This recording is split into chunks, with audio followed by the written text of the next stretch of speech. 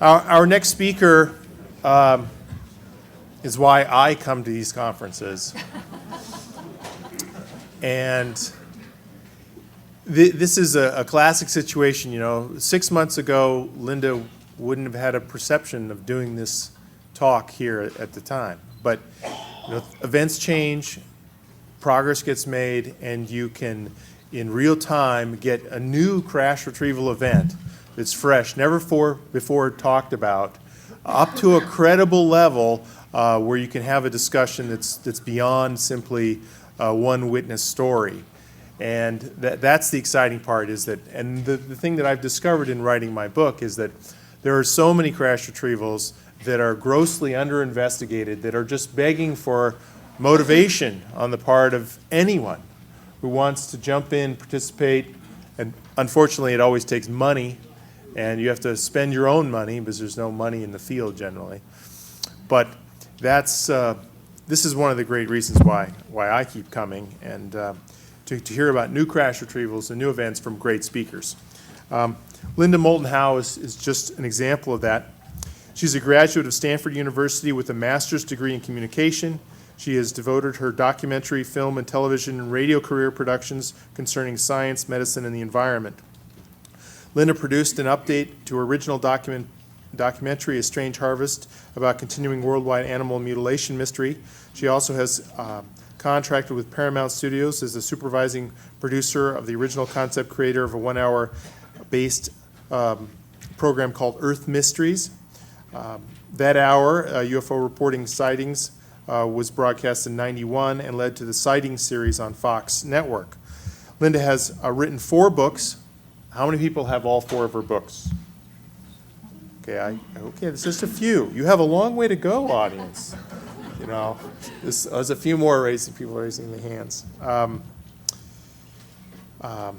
An Alien Harvest, which investigates the worldwide animal mutilation phenomenon, Glimpses of Other Realities, Volume 1 and 2, which concern U.S. military, intelligence, and civilian testimonies about other forces that interact with Earth life. Her 4th book, Mysterious Lights in Crop Circles, is an investigative report about the scientific research of unusual formations in cereal crops and grasses around the world, and videotapes, photographs, eyewitness descriptions of mysterious small lights associated with enigmatic crop formations, not unlike what Nick was talking about earlier with these balls of spheres. Linda continues to write, produce, and speak nationally and internationally at conferences and symposiums. She's the editor and publisher of earthfiles.com. How many people visit her site? Lots of people. There you go. That's a good selection. Make sure to visit her site. There's always interesting new stuff there. Sign up, join. And she performs a weekly radio show called Dreamland, right? For the George Norrie Coast to Coast sort of program. And you produced a program last night, right? On Coast last night. We did Coast from here. Yeah, we did the Coast program, Coast to Coast with George Norrie last night from the hotel. I think you interviewed Jim Mars and Richard Dolan. And talked about your book as well. Oh, great. That's wonderful. Her talk today is on the Desert Range Experimental Station in Utah of an alleged UFO crash retrieval. Please help me welcome Miss Linda Howe.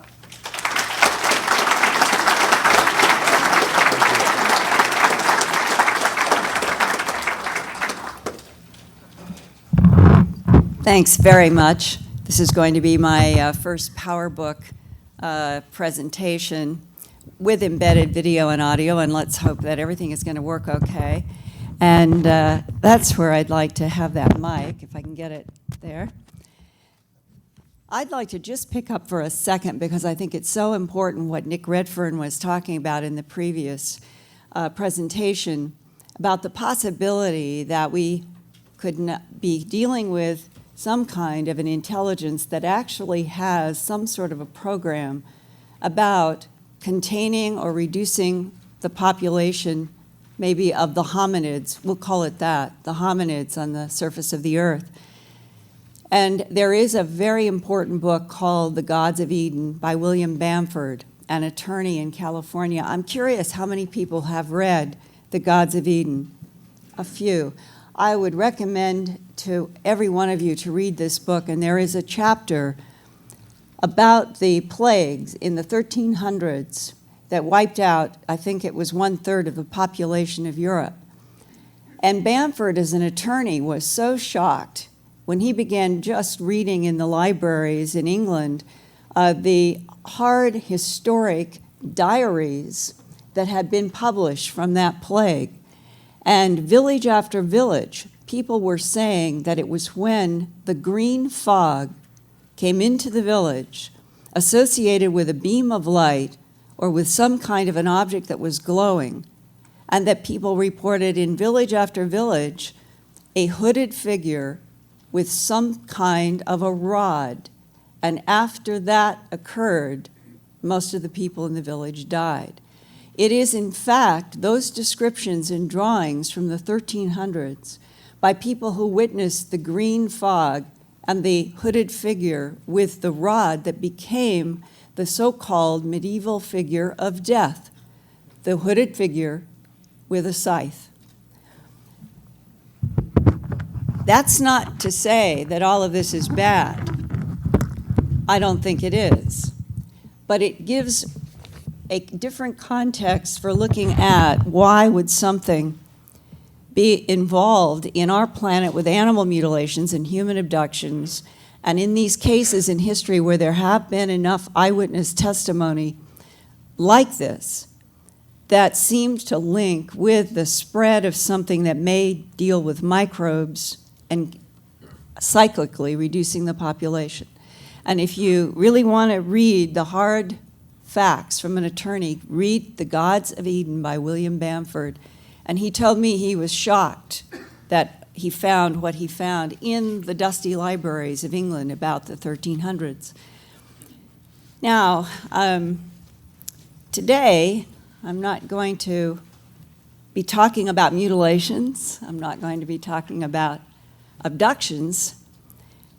But I am going to be talking about a story that I actually first encountered 10 years ago in a conversation at another conference with a fellow, Les Velez, that some of you might know. And Les told me about the beginnings of what might be evidence that there had been a crash in the state of Utah. And over the 10 years, I would hear bits and pieces and how confusing it was. And as the evolution occurred, earlier this spring, I got a long email from a man named Steve Jones. And Steve Jones provoked me in the email by saying I've been working with Lester Velez on a case in Utah, and gave me some bullet points in this email. And I was provoked enough to call him, and out of talking with him, he said, would you be able to meet me at this site, and I'll show you what I've encountered in the past and why I think that there is something that is buried out in this desert lake bed that I think is extraterrestrial, and so do other people, and that his main reference for feeling confident about this was a man who worked for the United States Air Force, who seemed to have a great deal of knowledge about the Mantell case, about a lot of cases and details that Steve Jones and Les Velez had never heard before. And this man named Richard Miller is what convinced Steve Jones and Les Velez to do this exploration. And just two things before I now launch into this formal presentation. I'd like to pause for a second to give a huge clap of hand to Bob and Ryan Wood for hanging in there for so long.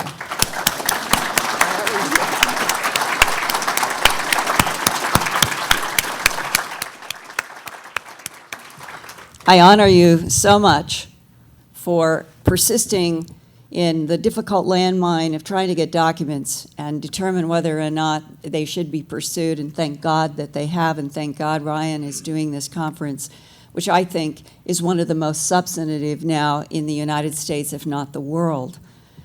And the second thing, several people ask me about my books, An Alien Harvest, Glimpses, Volume 1 and 2 of Mysterious Lights. I have with me this morning 5 of the Glimpses, Volume 1 and 2 of Mysterious Lights. And after my presentation, just right across the hall, for those of you who might want a signed book, I'll go there.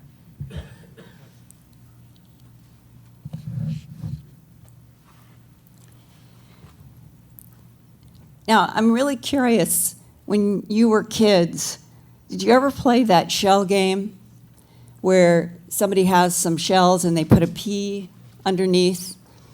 And I still can remember being in grade school and a guy friend of mine performed this for me. And he asked me to keep track of this green pea under one of these walnut shells. He had walnut shells. And as he moved his hands, I thought for sure that I was tracking where the green pea was under the walnut shell. But when he stopped and asked me to pick out the shell, I did, and there was nothing under there. And then he showed me what he had done, and it was an illusion of movement. Well, there is what I think of as now, in the last 26 years of trying to get to the bottom of first animal mutilations, and then it seems like 1,000 other subjects since.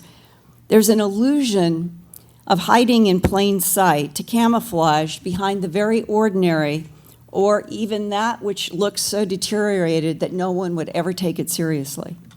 Who would ever suspect that an old building in the desert or an old outhouse with paint peeling and the wood cracking under the desert sun might be the entrance to an underground office, laboratory, or maybe even the remains of a crashed and buried extraterrestrial vehicle? And if it is, what would be the answer to why would it be buried? And now, let's hope this goes. 52 years ago, on May 20th, 1953, it's been said by a variety of sources that some kind of unidentified aerial craft allegedly crashed in a desert site near Kingman, Arizona. And then, 3 weeks later, on June 11th, 1953, following that red arrow on this map, up to that yellow spot, it's 200 miles straight north from Kingman to this area that is very near the Fish Lake National Forest. An agency of the U.S. government took this and 24 other photographs of this large triangular feature in this dry lake bed. This is real. This is now. You could fly over it today with a satellite, take an image, and you will see this strange triangle that has a depression in the middle of it. This triangle, measured by a geologist, is 4,400 feet long on the two sides and 2,700 feet wide at the widest. And the measurements are from a 1999 geologist's analytical report.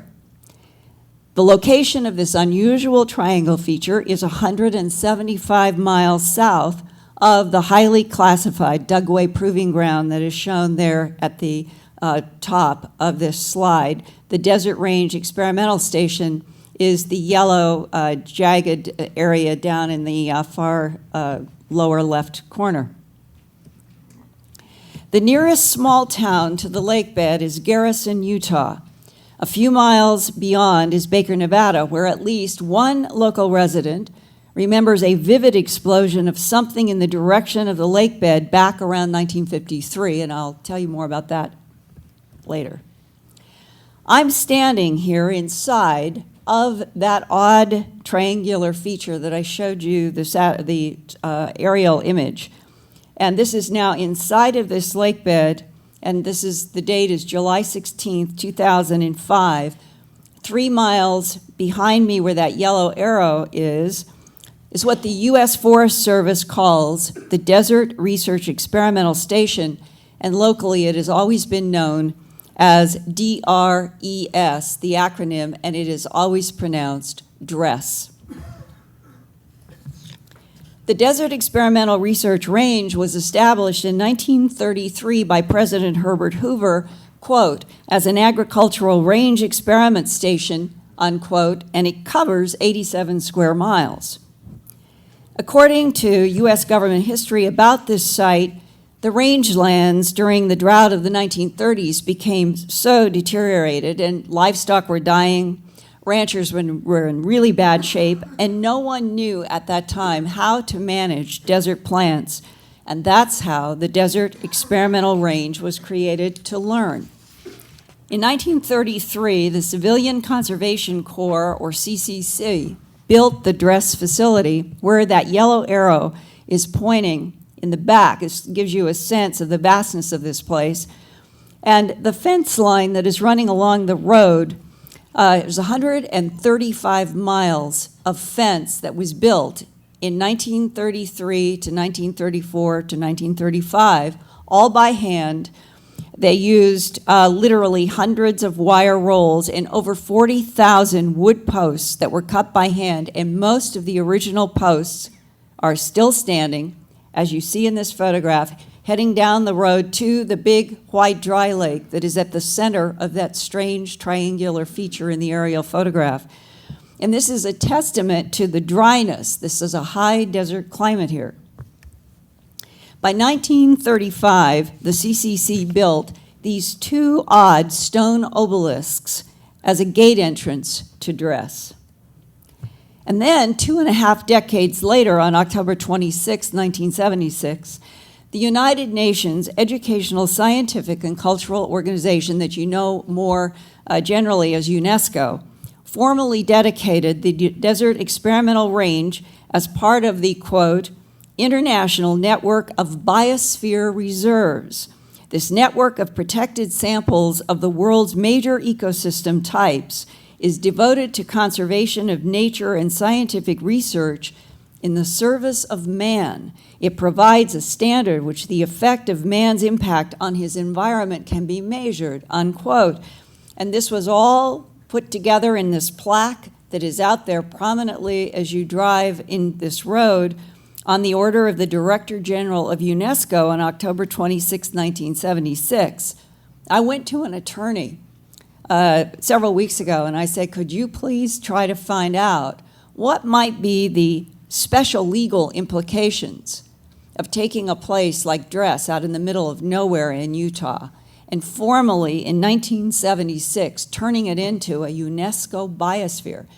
To date, I have gotten some very interesting pages, but so far, I don't have any what I consider to be detailed clarification, but the suggestion has been, which is why I did the research, that there is now something hiding also in the declaration of this place being a biosphere that we could find out, depending on what happens in the ET story as it unfolds on this planet, it may have some jurisdictional protection because it was declared this biosphere.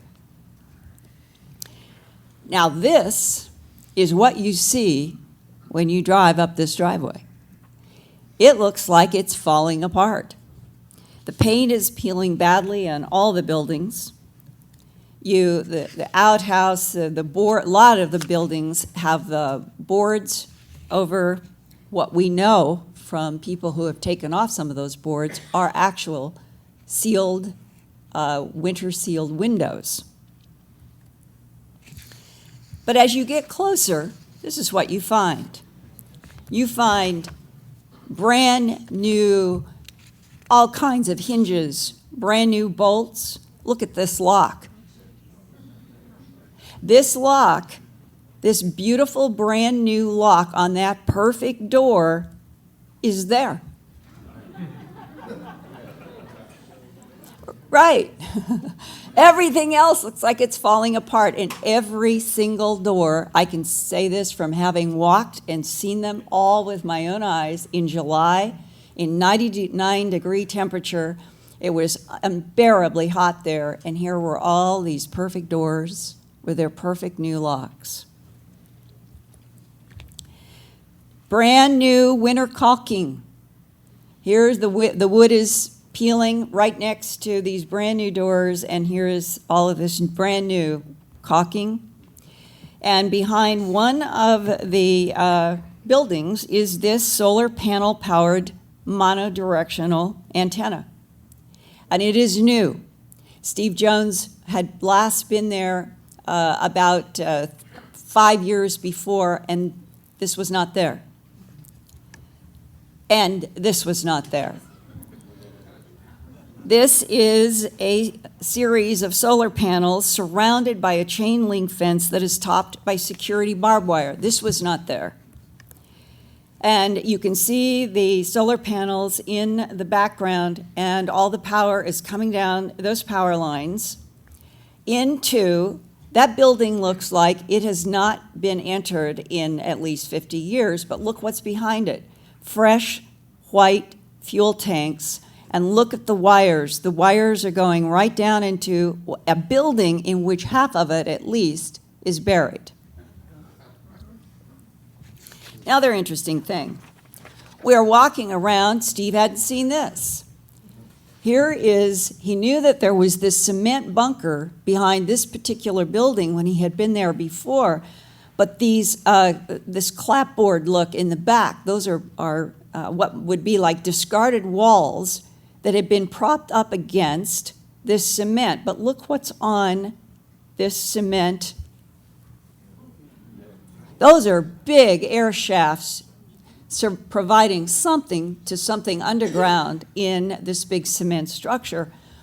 And when you look at it a crossway, you're looking at there's another new locks on a door that was not made to look as new, or is not as new as the others. They were new locks. This is not an abandoned building by any stretch.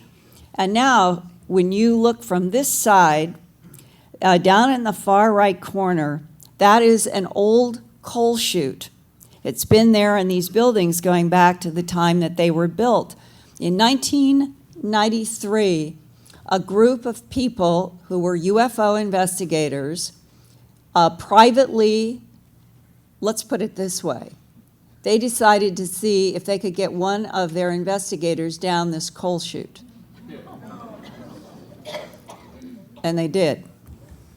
They went through this coal chute, and when they were down in this basement on these buildings that were essentially supposed to be abandoned, this is where they found the 24+ aerial photos. And these photos, you're going to hear for a minute from Steve Jones. This was not random. This was not just an overflight. These 24 were concentrated in a mosaic around only one thing, that strange large triangle. And in addition, they found logbooks of people who had been coming to and from the Dress facility between 1980 and 1983. Now, this is, as it's dated, July 20th, 1997, this is a USGS Terra Server satellite image of that triangle. And anybody can go into the Terra Server and find the same thing yourself. And just to remind you that the dimensions, as we are looking down now, the Dress facility is 3 miles from that point, and that the length on a side, each side is 4,400 feet, 2,700 feet wide, and the geologist who did the measurements, a geologist you'll hear more about who was out there in '99 and did some tests, told Steve Jones and Les Velez, quote, "This was not made by nature." His name is Lamont Sorensen. A geologist, had his own company in Salt Lake City, and unfortunately he died earlier this year. But Mr. Sorensen, through his company, LGS Geophysics, Inc., was hired in 1999 by Steve Jones to examine the aerial photographs of that peculiar triangle feature and to research the physical lakebed site with a magnetometer and ultrasound. And Mr. Sorensen's report, the title is shown here, Results of Geophysical Investigations, Vicinity of Desert Range Experimental Station, Baker, Millard County, Utah.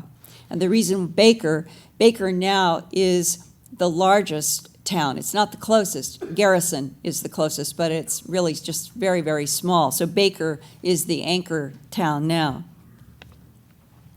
Mr. Sorensen could not find any anomalies in the sections of the triangle that they searched, which are indicated by those vertical lines. But he told Steve Jones that the triangle pattern so vivid from the air and yet so difficult to detect on the ground. I found that amazing. Walked thinking that I would be able to know that I was inside of something that was sunken, that I would know that I was clearly at the edges of the triangle. And Steve had told me it is truly, as this whole story, as confusing as it is, everything seems to be hidden in plain sight. They couldn't detect the edges on the ground, but they did use these seismometers and the magnetometers. And the geologist said that he was convinced from his own academic background and his studies that this was not in any way the result of natural events such as flooding or meteor impacts. And the implication that has come through the last decade is that an artificial digging process might have taken place, perhaps to bury a very large object that could not be transported. And it actually ties into one potential eyewitness about something crashing out in that direction. And the whole thesis now is there literally a craft of some sort buried somewhere inside of this huge triangular area out near the Dress facility? Now, a logbook of visitors to the Dress site in 1980 to 1983 was also found in that basement sort of polite raid, along with the aerial photographs of the triangle, and this is, you're seeing one of the covers. Now, the people that you would not expect to be traveling all the way to this remote desert experimental range that is supposed to be studying desert plants included Army personnel from Fort Carson, Colorado, Headquarters, U.S. Air Force Research and Development, the Naval Research Laboratory, Washington, D.C., and U.S. Army Special Forces, called USAIMA, acronym from Fort Bragg, North Carolina. Now, that acronym stands for United States Army Institute for Military Assistance. And in an August 2003 special warfare article, this is what is stated. In June 1952, 1 year before the possible question date of a 1953 impact on the lake bed, in June 1952, the United States Army activated a unique unit, the 10th Special Forces Group, at Fort Bragg, North Carolina. The unit's primary mission, as defined by the Army, was, quote, to infiltrate by land, sea, or air deeply into enemy-occupied territory and organize the resistance/guerrilla potential to conduct special forces operations with emphasis on guerrilla warfare. It also states that the USAIMA's secondary missions included deep penetration raids, intelligence missions, counterinsurgency operations, and now listen to these words. Direct quote, and tactics of unconventional warfare. Today, the 10th Special Forces train at the JFK Special Warfare Center and School in Fort Bragg, North Carolina. What were they doing between 1980 and 83 out at the Dress facility? Other entries in the 1980 to 1983 logbook that investigators found in that basement included EG&G from Nellis Air Force Base, Nevada, highly involved in Groom Lake and Area 51 operations, and an executive from Moulton, based in northern Utah, the company which built the external tanks for the NASA space shuttle. Now here is Steve Jones. He's sitting in front of one of those beautiful fresh doors amid all of that peeling paint on the morning of July 17th, 2005. Steve works as a computer systems trainer in Dixon, California. He's a very bright, very observant man. And it was Steve who told me right from the beginning and why I decided I wanted to see this for myself, that he was convinced that the government had an installation in the Dress facility that was hiding in plain sight, that he is convinced is linked to the creation of that triangle. And I photographed him here on the steps before we did a very interesting interview that I'm going to share an excerpt with you. And just a tiny bit more background, he received 2 bachelor's degrees in 1974 from California State University in Sacramento. One was in anthropology, the other in psychology. And in 1991, that's going back now 14 years ago, Steve talked with former U.S. Air Force captain named Richard Miller, who told Steve at the time that he had been in the control tower. That Miller had been in the control tower at Scott Air Force Base, Kentucky, when Thomas Mantell tried to chase that large silver disc over Simpson County, Kentucky on January 7, 1948. And based on his alleged classified U.S. Air Force insider's knowledge, Richard Miller told Steve Jones that Mantell's plane did not crash, that he had firsthand hard classified government knowledge, that the plane that Mantell was in was literally dropped straight down vertically so that it pancaked and broke apart, that there was not an impact crash with velocity.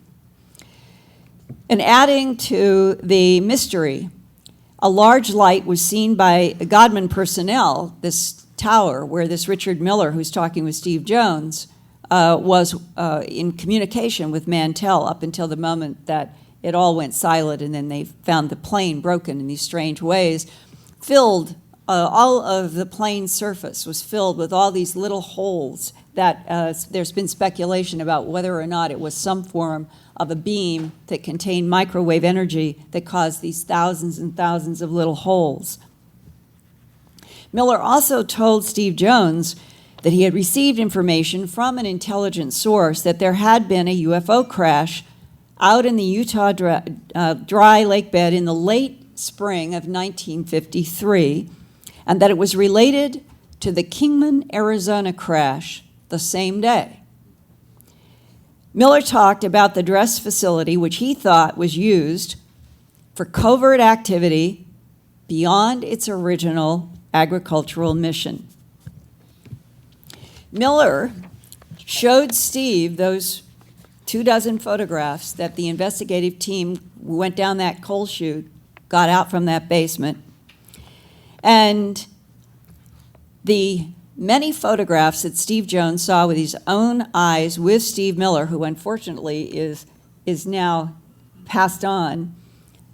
I think it's a safe house, and I'll tell you, it has every signs of being that. Yeah. It has all of the accoutrements. It has, I mean, those kinds of directional antennas don't just show up in the middle of a little U.S. Forest Service research station. You know, for God's sakes. So that's actually the beginnings of a satellite uplink. So is what it is. And the fact that 9/11, this place came alive. This place came alive in 9/11. Within three or 4 days, we were here. We were down on the lake bed, and this place was lit up like a Christmas tree. It's like every single building the lights were on.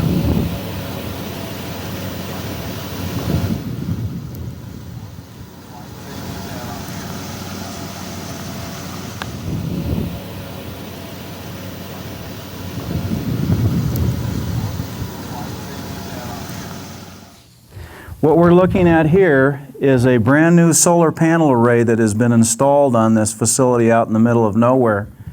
Just to give you an idea of cost on this, each one of these rectangles on these big panels here, they're roughly 18 by 48 inches. Those are probably $1,500 a piece. So in other words, each one of these bigger panels is approximately $50,000. So roughly, what you're looking at here is a little over $100,000 worth of solar panel array that is set up in the middle of this facility in the middle of nowhere. Why?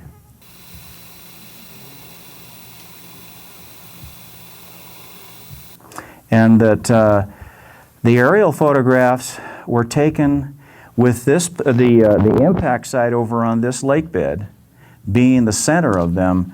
They took a grid pattern of aerial photographs on 11 June of 1953, about 50 to 75 miles in every direction, with this being the center, indicating to me that they had a very, very keen interest on what's going on in this particular area. And it just intrigued me. I thought, okay, there's got to be some connectedness between this place and that impact. Steve, what do you think is the strongest evidence that there may be an extraterrestrial vehicle out there on that dry lake? Again, the size of the impact. And if you take a look at the not only the aerial photographs that were taken, and I really strongly believe that these were taken by the United States Air Force because of what they looked like. They were 24 inches by 24 inches, single shot aerial photographs on old photographic style paper, and they were not cut and pasted together. I've seen aerial photographs before as early as the early 60s. I know what they look like.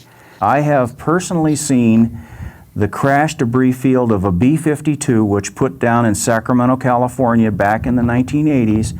I know what an aircraft debris field looks like. This was not an aircraft. Whatever it was very large. What I suspected was that it was had a fairly kind of a shallow round undercarriage to it, and when it slid down this incline into the lake bed, it created havoc. I mean, it just really rained debris downfield in a massive way. And I've taken a look at the TerraServer images, which you can go on TerraServer to this day and take a look at this impact site. And it has not substantially changed in over 50 years. Why is it triangular? Why is it triangular?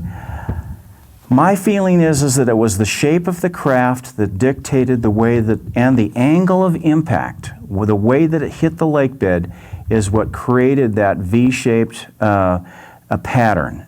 And these were intelligence photographs, obviously from the way that they were made up. That really impressed me, and I thought, holy cow, I mean, why would they be making this kind of an effort to document and observe this particular area, which is out in the middle of nowhere? We are sitting in the middle of a valley that is probably one of the most desolate parts of the United States. This valley is 110 miles long, 20 miles wide, and there's only 2 ranches in this place. And it is, I mean, you have to go 50 miles to see another human being. And out in the middle of this little valley is this little village that we're sitting in, that was set up originally back in 1933, built as a CCC project, and it became a desert research experimental station. But yet, based on the logbook, we've got military intelligence people, for God's sakes, coming to this place. Why? I mean, that asks some very big questions. You know, talking to the locals around here, they know that something's going on out here. I've actually interviewed a person in a little town about 30 miles from here that said that he was awakened from a deep sleep when he was 12 years old, which would have placed it right around 53. The middle of the night, the sky lit up, the ground shook for 15 minutes, scared the heck out of his mother. She thought it was the end of the world. I mean, something happened out here. In 1953, a boy named Bart Wright was about 12 years old, living with his large family of 12 siblings on the outskirts of Baker, Nevada. Baker was and is a small community, about 45 minutes by car from the dress station.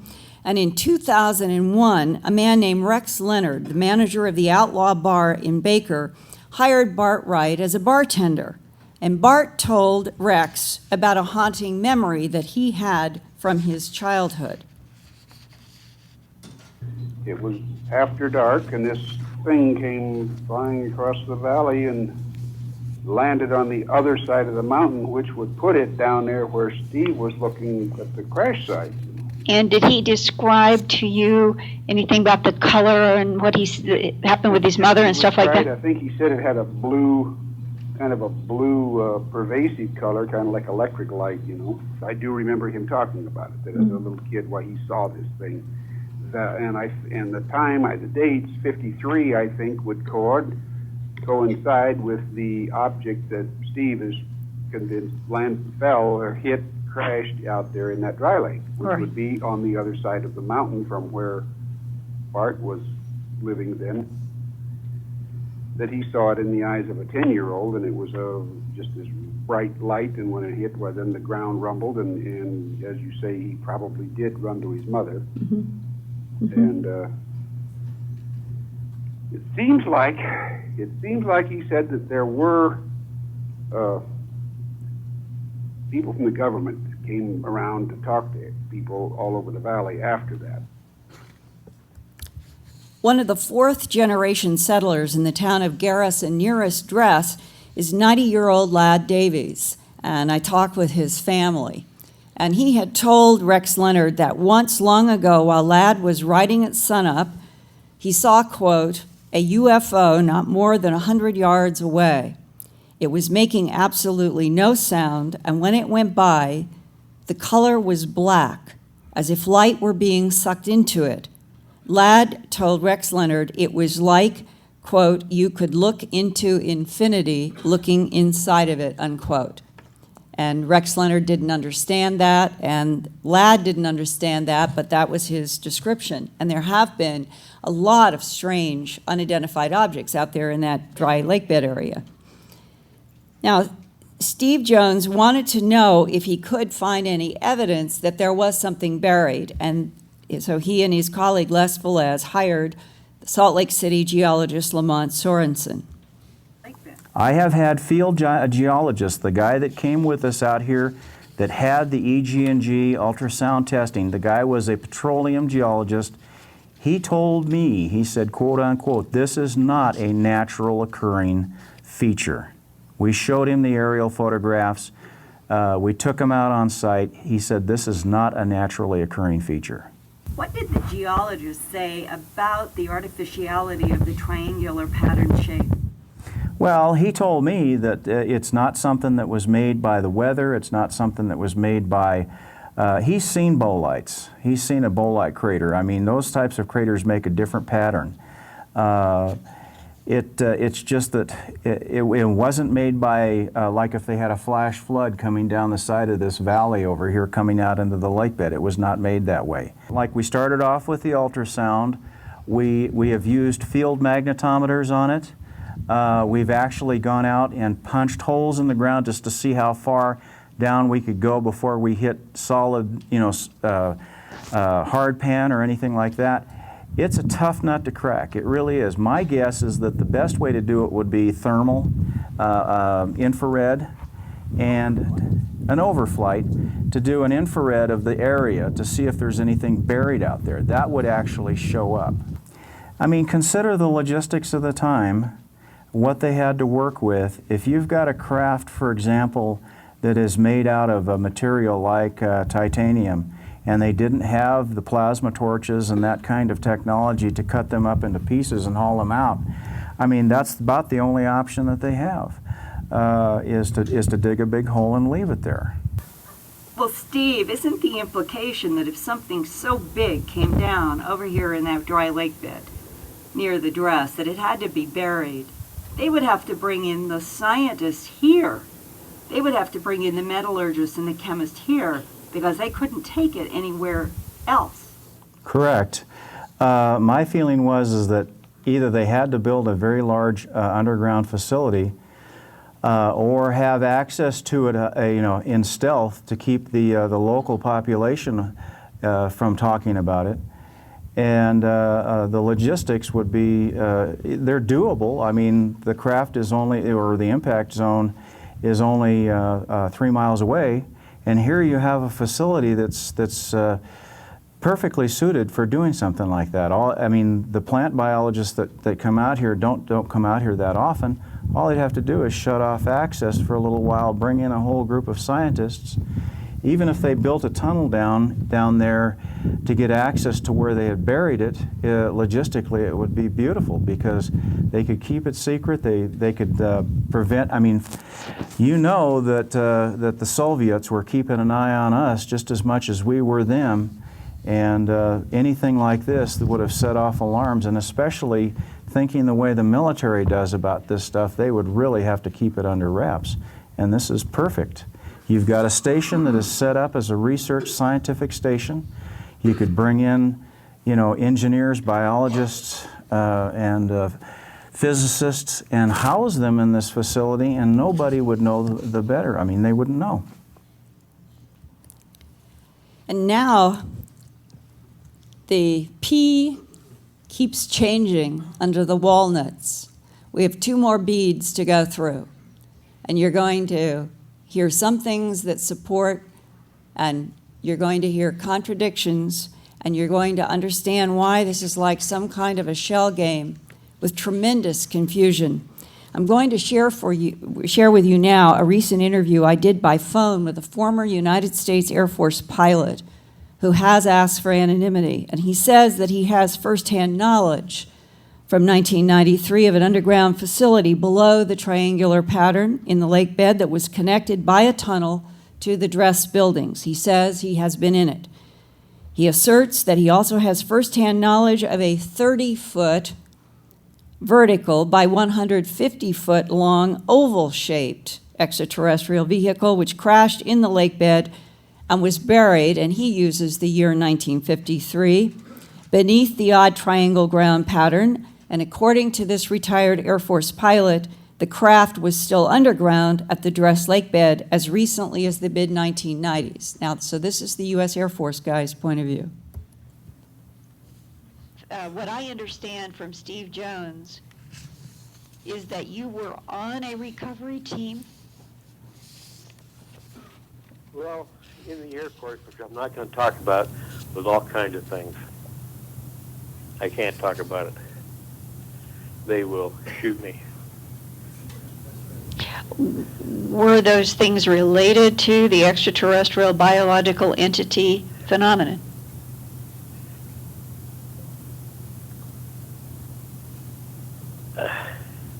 You're making it hard. I can't talk about that stuff. Well, they weren't from this world, let's put it that way. okay. And what is your personal firsthand knowledge about the dry lake bed triangle that is in the high altitude photographs dated June 11th, 1953? Well, that's a crash that happened back in late 52 or 53. I don't remember exact date now, but it crashed there, not in Kingman, and they buried it there. And do you know for a fact that some sort of extraterrestrial vehicle was buried inside of that area that is the triangular pattern near the Dress facility? Well, the ship was 150 feet in diameter. It was an oblong ship. It was about 3 stories high. Now, you can't pack that up on a car and drive it off. You can't helicopter it out. And the metal, you can't cut it up. So they got to put it somewhere. And what is the source of your information?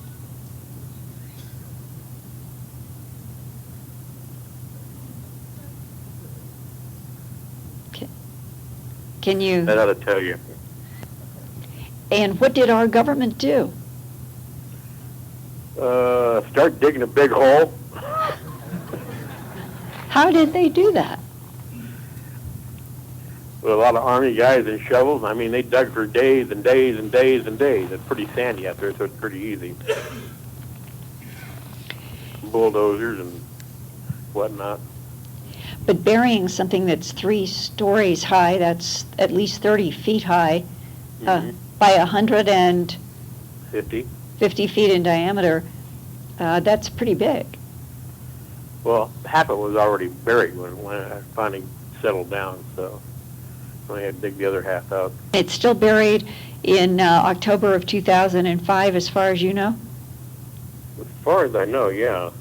I haven't been there in probably a good 10 years or so, and it was there when I was there last, so.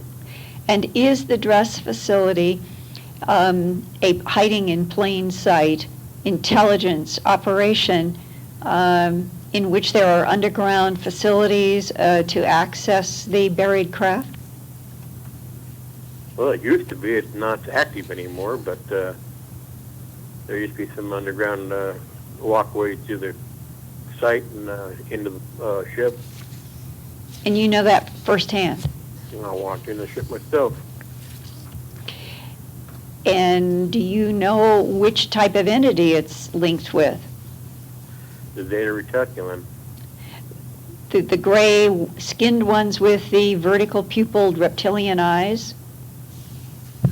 The small gray, yeah, I guess that's what you'd call them, yeah. They're not really reptilian eyes, but okay. Well- Big round black eyes, but Do you have any understanding why the 1953 aerial that was taken on June 11th shows a large triangular unnatural pattern? Why a triangle? who knows, that those people did all kinds of weird things. In other words, that the digging and the burying, leaving that triangular pattern, may have been for some reason. There's probably some aerial reason for the other ships to come in and land, most likely, you might guess. And he had a lot more to say about live entities being there for a period of time. It's very complex and strange. Do I have that much time? Oh, fantastic. And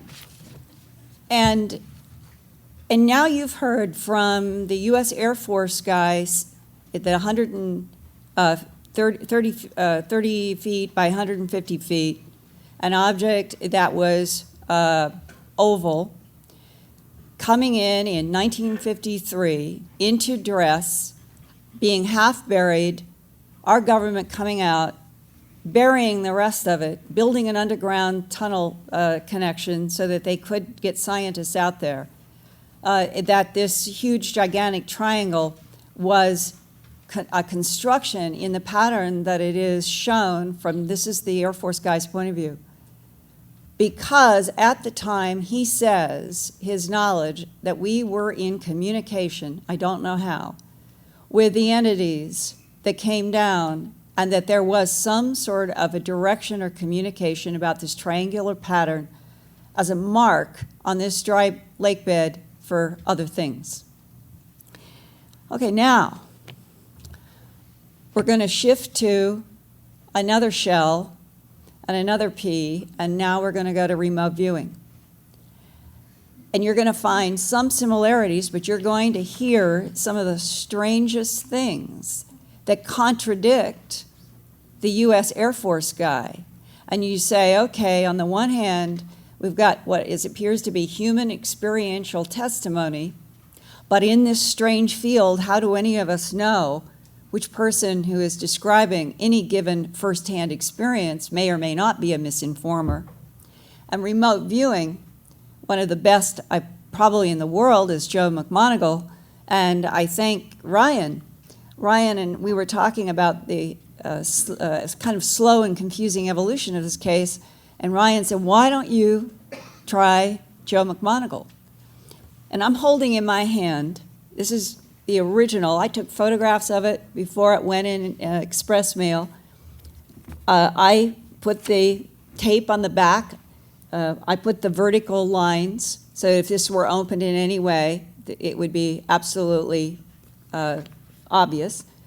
The only thing that's in here, that I'll tell you now, because I'm going to share the remote viewing, you're seeing on the screen one of the satellite images from the basement of this strange, huge triangle out there in the dry lake bed. I just did a Xerox, and on the back of the Xerox, all I did was put the exact latitude and longitude of that location. That's all that's in here. That picture in a latitude, longitude, and it's never been opened. And Nancy McMoneagle, who helps her husband in these interfaces with people hiring him to do remote viewing, said, why don't you send me a separate letter with questions? And I did, some of which you are now going to hear. And I'm going to go through the 3 days she sent me. He did remote viewing for a total of 2 hours over 3 days, October 13th, the 14th, and the 15th. And I'm going to show you right now his very first sketch. For those of you who may be not familiar with remote viewing, they get impressions of some sort, and often the very first thing they do are sketches or impressions on a piece of paper. And now this is his first sketch. These are the notes that go with the first sketch. Low mountains on the horizon. He even has the point is going toward those mountains behind the dress facility. The wide end is up at the top, slightly uphill, where there now today is this little water cattle pond. Desert floor, feeling like I'm in the desert Southwest. Ground pattern, possibly medium to large. Talking about this feature. Well-defined but slightly worn, triangular in shape, even sided on two edges, slightly smaller or shorter along the third edge. Pattern is a ground indentation. Size, and this is where it begins to be so strange, size is approximately 60 meters, possibly feet, on a side. We know the geologist has measured it at 4,400 feet long. In the world of remote viewing, why the discrepancy? We don't know. We'd have to do more sessions. And I'm going to point out the contradictions as we go along, because maybe even in the contradictions are buried some hints about the strange, contradictory, bizarre thing that happened out there. Downward sloping from indentation at edges.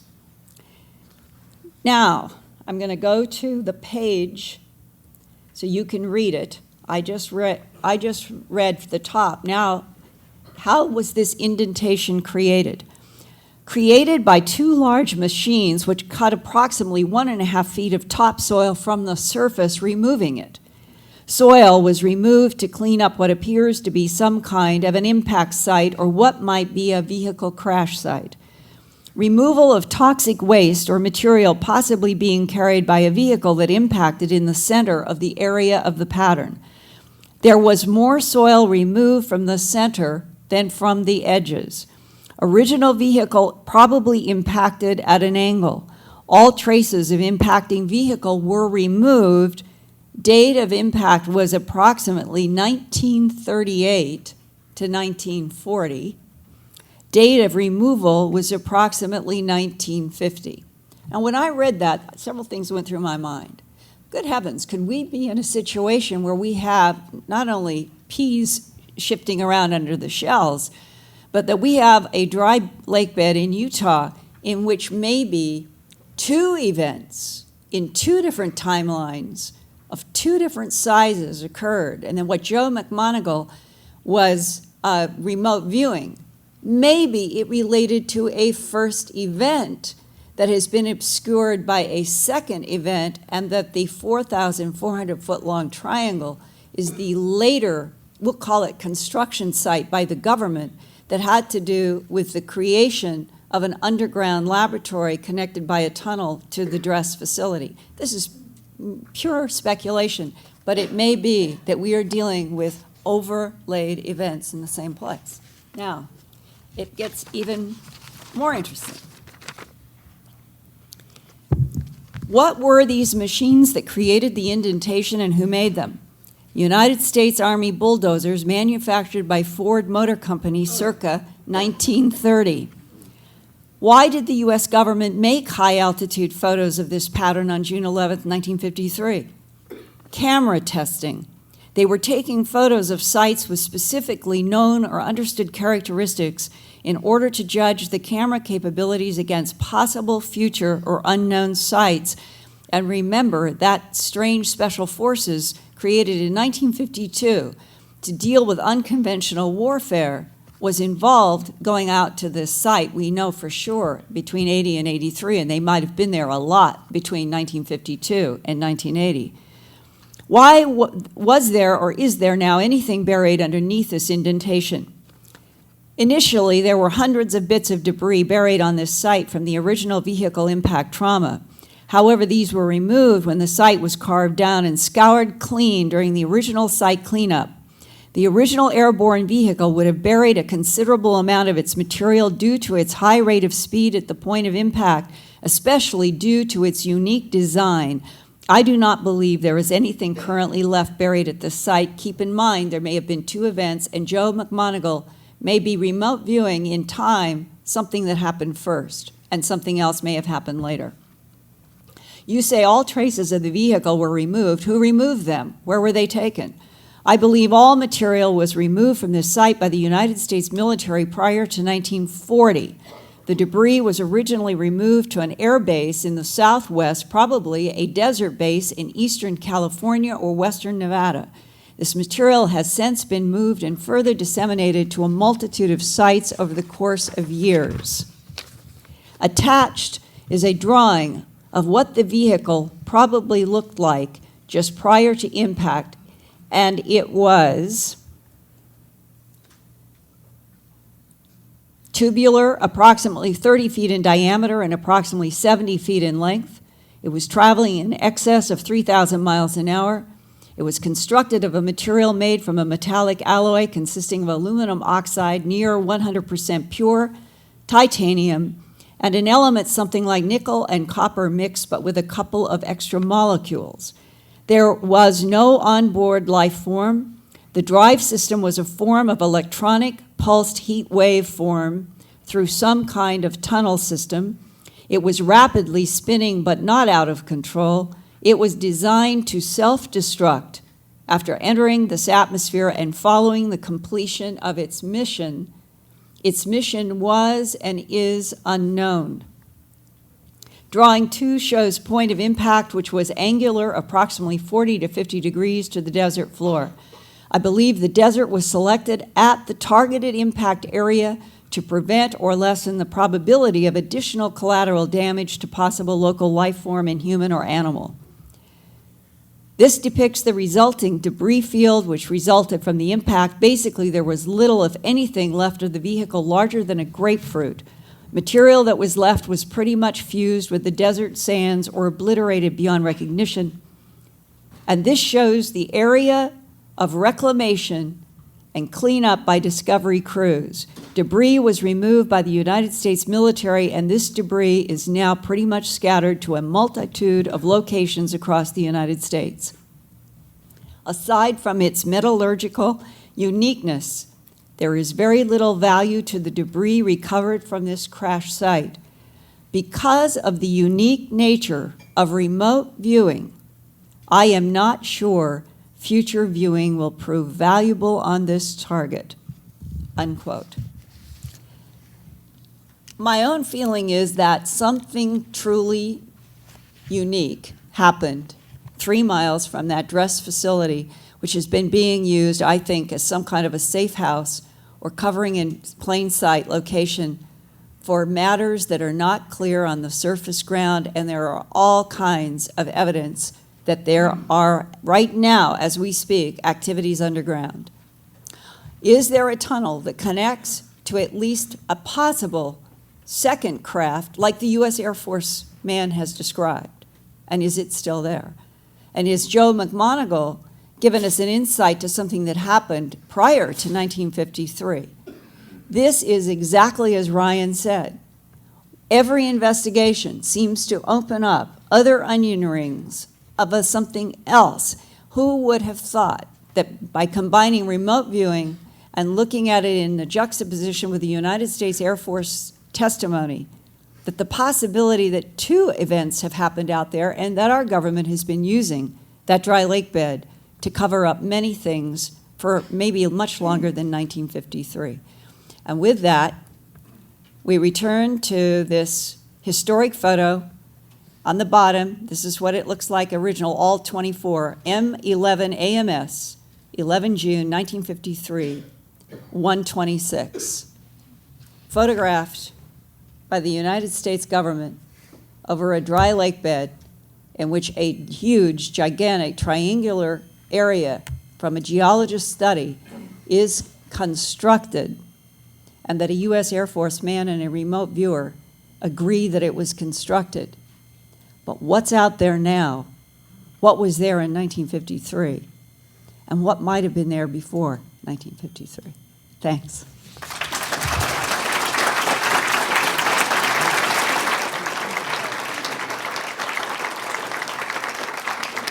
Well, thank you very much, Linda. That was wonderful. Yeah, in theory, we're supposed to have lunch from 12:05 to something like that. Do you want to take a couple questions from the audience? Or you want to all pop up? Okay, we'll take two. And I didn't see 20 hands pop up, so it was delay. Yeah. Go ahead.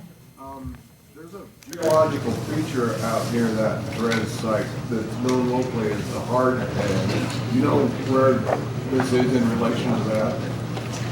This lake bed is, he's asking about a hard pan area out around the dress facility. My own firsthand knowledge is from being only out in 2 days in the lake bed itself and at the dress facility. So I can't answer that question. I know there's only 2 ranches in that entire valley. Yes? At various points during your presentation, you made the implication that whatever caused this phenomenon was extraterrestrial in origin. Is there any evidence that you can actually cite to corroborate that contention, or could it just as well have been something of terrestrial origin? It goes back to Richard Miller, 1991, talking with Steve Miller, or talking with Steve Jones. It was Richard Miller who was working with the U.S. Air Force and had other government connections, who said that he had been involved in the investigation of the Mantell case, who told Steve Jones and Les Velez originally there was an extraterrestrial impact. So this man, who is also now deceased, Richard Miller, is the one who defined to them, from his inside knowledge from working on the Mantell case, that what had happened out in the Dress lake bed was extraterrestrial. The U.S. Air Force guy says it's extraterrestrial. Can we prove it? That's what Steve Jones and a bunch of people would like to do, and I would like to have that ability, and I don't know how you prove it.